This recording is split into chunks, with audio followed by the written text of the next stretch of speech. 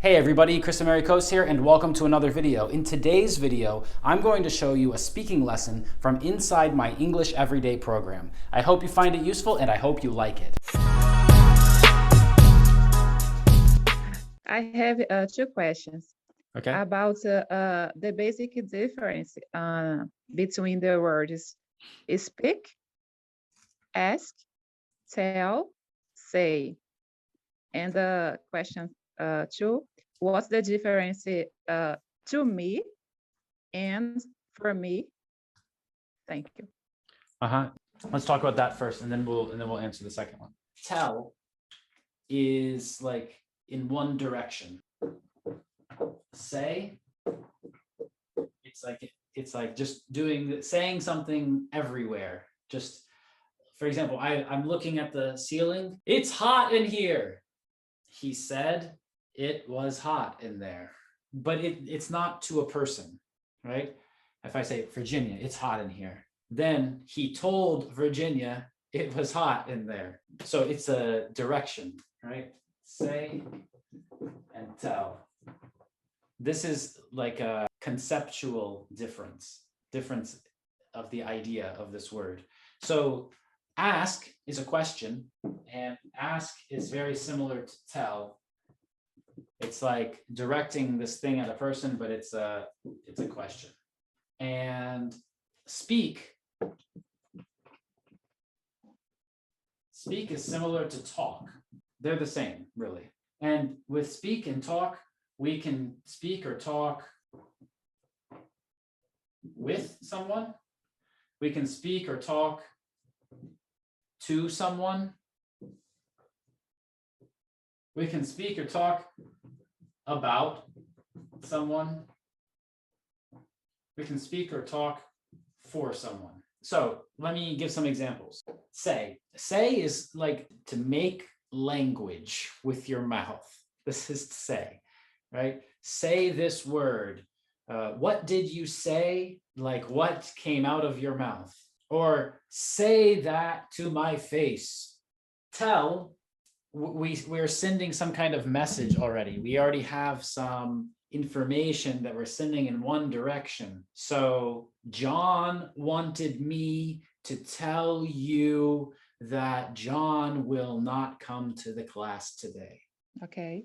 For example, John wanted me to tell you, to give you this information. So tell is like give. We have to give to someone or something. Ask is when we have a question. So I look at you and I give you a question. I asked you where John was. So it's only about questions. So this is different. Speak and talk.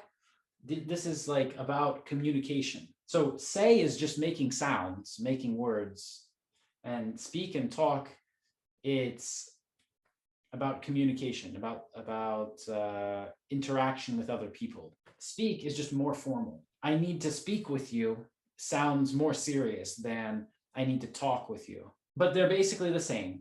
And if we talk with someone, it means there's two people. Virginia's talking and Kris is talking. And Virginia's talking, Kris is talking. If we speak or talk to someone, then this is a very small difference in meaning. Nobody thinks about this when they speak. But this is what it means. Okay.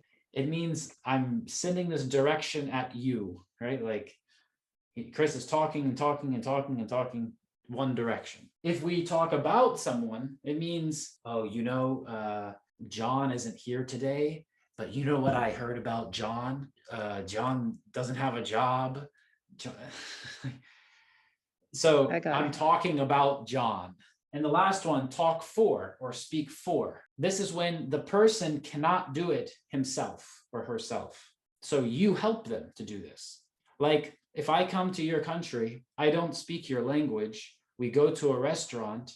I will tell you the food that I want on the menu, and you will speak for me and order the food for me. And you will talk for me because I can't speak in that language. Maybe you can also say, oh, Kris, I heard that the president said this bad thing. Do Americans really think that? And I'll tell you, the president does not speak for me, for example. Like his words are not my words. Right? So this is what speak for or talk for somebody. That's what that means. Okay. This is my second question. What's the difference to me and for me?